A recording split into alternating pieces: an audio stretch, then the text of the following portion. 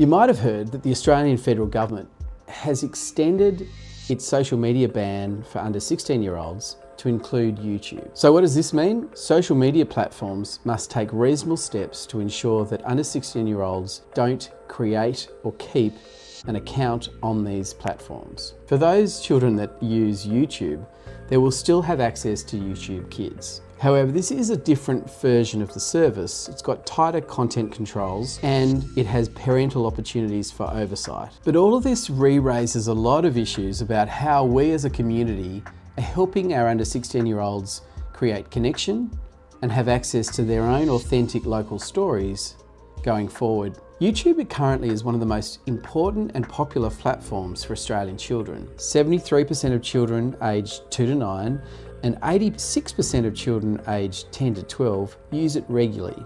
On average, this audience is watching over 2 hours of content a day. And what this platform does is, of course, create connection between creators and audience, but also connection between the audience itself. Now, these new regulations are seeking to minimise the harm that sometimes, of course, happens as part of that communication. But this communication is also being very critical for giving our creators a chance to understand how their content is working and also build loyal audiences. The opportunity here is to level the playing field for Australian creators and provide a local offering that works for this audience, instead of what is happening now, which is a deluge of international channels and content. Children make up 20% of our population and therefore our audience.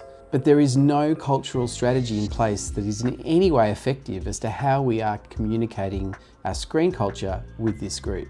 While Australian screen businesses are going to have to rethink their strategies and work with the new form of regulation here, the Australian government also needs to rethink its strategies about how it's continuing to ensure that Australian stories are known to Australian kids. Local content rules are a big part of this equation, as is the investment into our national institutions like Screen Australia and our national broadcasters, and also tax incentives, which we have to tweak in order to get the best outcomes here. If we don't get this right, future generations of Australian children will have never grown up with their own stories. We need to build an opportunity for Australian creators to provide Australian content to these future generations of Australian children. To learn more about our advocacy, please follow us on our socials and check out our website.